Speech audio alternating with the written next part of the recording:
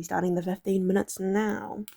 He was also employing bundling to make his exercise habit more attractive. Temptation bundling works by linking an action you want to do with an action you need to do. In Brian's case, he bundled watching Netflix, the thing he wanted to do, with riding his stationary bike, the thing he needed to do. Businesses are masters at temptation bundling. For instance, when the American Broadcasting Company, more commonly known as ABC, launched its Thursday night television lineup for the 2014 to 2015 season, they promoted temptation bundling on a massive scale. Every Thursday, the company would air 3 shows created by screenwriters Shonda Rhimes, Grey's Anatomy's Scandal, and How to Get Away with Murder. They branded it as TGIT, and ABC TGIT stands for Thank God It's Thursday. In addition to promoting the shows, ABC encouraged viewers to make popcorn, drink red wine, and enjoy the evening. Andrew Bitts, head of scheduling for ABC, described the idea behind the IMP campaign. We see Thursday night as a viewership opportunity, with either couples or women by themselves who want to sit down and escape and have fun and drink their red wine and have some popcorn. The brilliance of this strategy is that ABC was associating the thing they needed viewers to do, watch their shows, with activities their viewers already wanted to do: relax, drink wine, and eat popcorn. Over time, people began to connect watching ABC with feeling relaxed and entertained. If you drink red wine and eat popcorn at 8 p.m. every Thursday, then eventually 8 p.m. on Thursday means relaxation and entertainment. The reward gets associated with the cue, and the habit of turning on the television becomes more attractive. You're more likely to find a behavior attractive if you get to do one of your favorite things at the same time. Perhaps you want to hear about the latest celebrity gossip, but you need to get in shape. Using temptation bundling, you could only read the tabloids and watch reality shows at the gym. Maybe you want to get a pedicure, but you need to clean your email inbox. Solution: only get a pedicure while processing overdue work emails. Temptation bundling is a way to apply a psychological theory known as Premack's principle, named after the work of Professor David Premack. The principle states that more probable behaviors will reinforce less probable behaviors. In other words, even if you don't really want to process overdue work emails, you become conditioned to do it if it means you get to do something you really want to do along the way. You can even combine temptation bundling with the habit stacking strategy we discussed in Chapter 5 to create a set of rules to guide your behavior. The habit stacking and temptation bundling formation is: after current habit, I will habit I need. 2. After habit I need, I will habit I want. If you want to read the news, but you need to express more gratitude. 1. After I get my morning coffee, I will say one thing I'm grateful for that happened yesterday. Need. 2. After I say one thing I'm grateful for, I will read the news. Want. If you want to watch sports, but you need to make sales calls. 1. After I get back from my lunch break, I will call the 3 potential clients. Need. 2. After I call 3 potential clients, I will check ESPN. Want. If you want to check Facebook, but you need to exercise more: 1. After I pull out my phone, I will do 10 press-ups. Burpees. Need. 2. After I do 10 burpees, I will check Facebook. Want. The hope is that eventually you'll look forward to calling 3 clients or doing 10 burpees, because it means you get to read the latest sport news or check Facebook. Doing the thing you need to do means you get to do the things you want to do. We began this chapter by discussing supernormal stimuli, which are heightened versions of reality that increase our desire to take action. Temptation bundling is one way to create a heightened version of any habit by connecting it with something you already want. And no, engineering a truly irresistible habit is a hard task, but this simple strategy can be employed to make nearly any habit more attractive than it would be otherwise. Woohoo! First chapter 8. Chapter 9. The role of family and friends in shaping your habits. In 1965, a Hungarian man named Lobja wrote a series of strengths letters to a woman named Clara. Was a firm believer in hard work. In fact, it was all he had lived in. He completely rejected the idea of innate talent. He claimed that with deliberate practice and the development of good habits, a child could become a genius in any field. His mantra was, "A genius is not born, but is educated and trained." Believed in this idea so strongly that he wanted to test it with his own children, and he was writing to Clara because he needed a wife willing to jump on board. Clara was a teacher, and although she may not have been as adamant as she also believed that with proper instruction anyone could advance their skills, decided chess would be a suitable field of the experiment, and he laid out a plan to raise his children to become chess prodigies. The kids would be homeschooled, a rarity in Hungary at the time. The house would be filled with chess books and pictures of famous chess players. The children would play against each other constantly and compete in the best tournaments they could find. The family would keep a meticulous file system of the tournament history of every competition the children faced. Their lives would be dedicated to chess. Successfully courted Clara, and within a few years the Polgers were parents to three young girls, Susan, Sophia, and Judith. Susan, the oldest, began playing chess when she was 4 years old. Within 6 months, she was defeating adults. Sophia, the middle child, did even better. By 14, she was a world champion, and a few years later, she became a grandmaster. Judith, the youngest, was best of all. By age 5, she could beat her father. At 12, she was the youngest player ever, listed among the top 100 chess players in the world. At 15 years and 4 months old, she became the youngest grandmaster of all time, younger than Bobby Fischer, the previous record holder.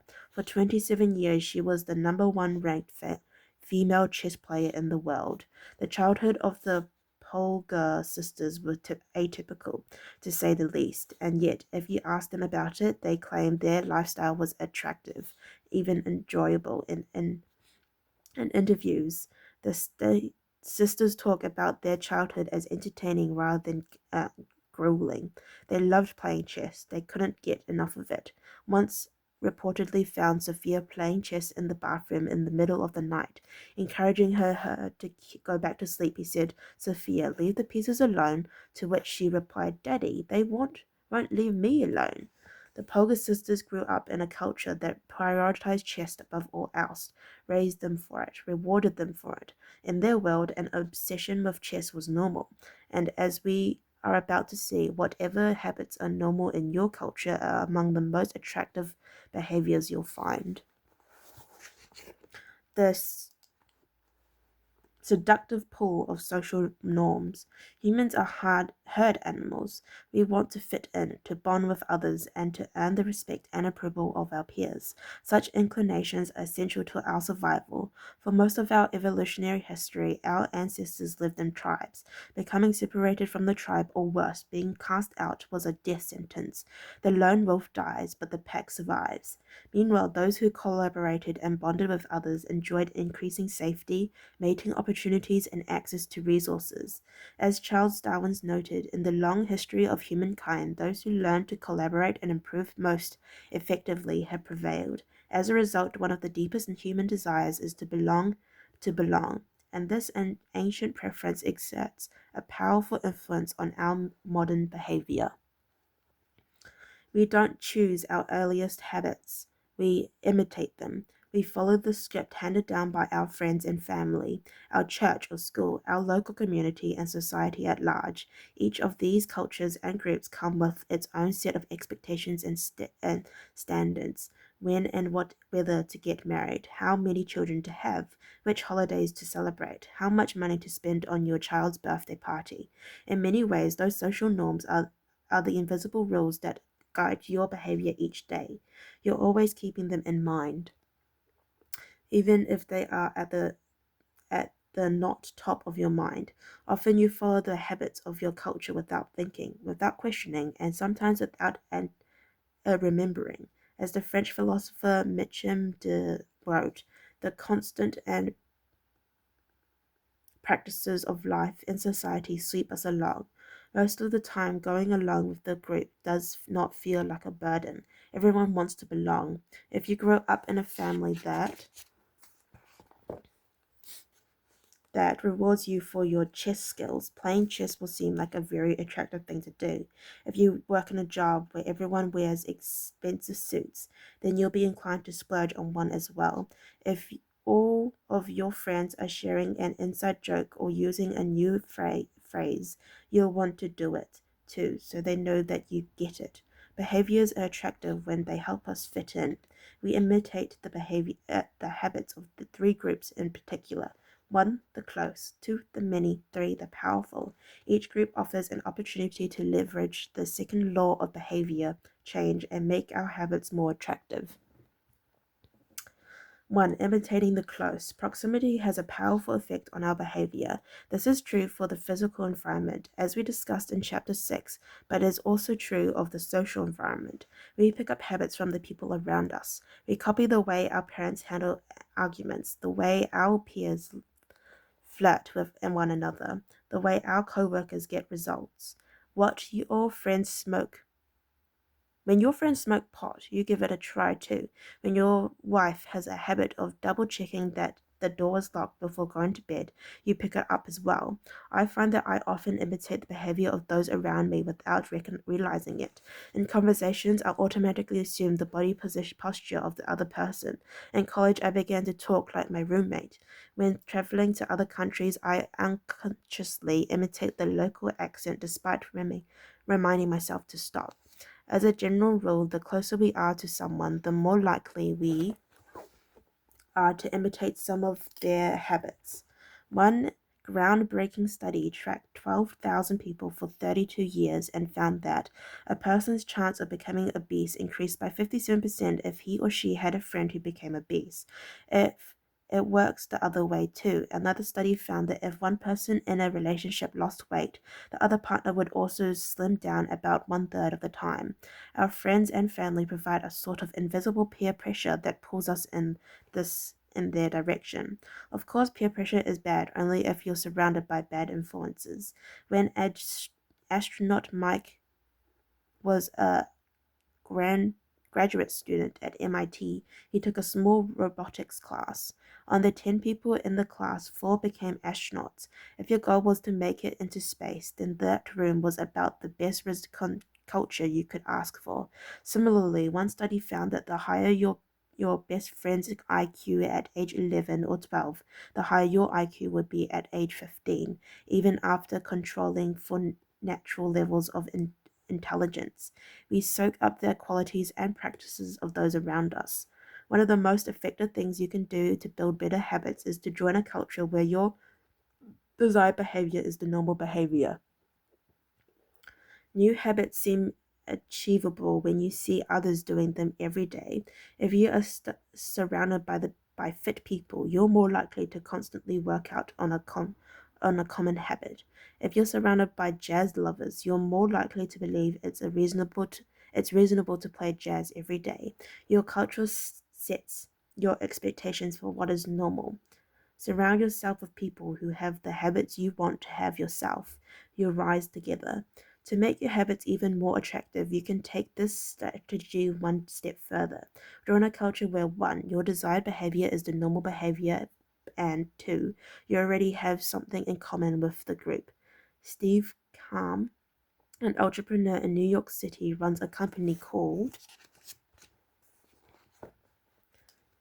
Nerd Fitness, which helps nerds, misfits, and mutants lose weight, get strong, and get healthy. His clients include video game lovers, movie fanatics, and average Joes who want to get in shape.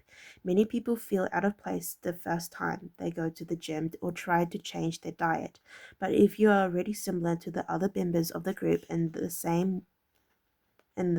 some way, say you're mutual lovers of Star Wars, change becomes more appealing because it feels like something people like you already do. Nothing sustains motivation better than belonging to the tribe. If transform if it transforms a personal quest into a shared one. Previously, you were on your own. Your identity was singular. You are a reader. You are a musician. You are an athlete. When you join a book club or a board or a band or a cycling group, your identity becomes linked to those around you. Growth and change is no longer an individual pursuit. We are readers. We are musicians. We are cyclists. The shared identity begins to reinforce your personal identity. This is why remaining remain, remaining part of a group after achieving a goal is crucial to maintaining your habits. It's friendship and community that embed a new identity and help behavior last over the long run. 2. Imitating the many. In the 1950s, psychologist Solomon conducted a series of experiments that are now thought to legions of undergrades each year. To begin each experiment, the subject entered the room with a group of strangers. Unbeknownst to them, the other participants were actors planted by the researchers and instructed to deliver scripted answers to certain questions. The group would be shown one card with a line on it, and then a second card with a series of lines. Each person was asked to select the line on the second card that was similar in length to the line on the first card. It was a very simple task. Here is an example of two cards used in that experiment. Okay, anyway, we passed 15 minutes, so I'd like to thank you very much. Page 119 onwards. So thank you and bye-bye.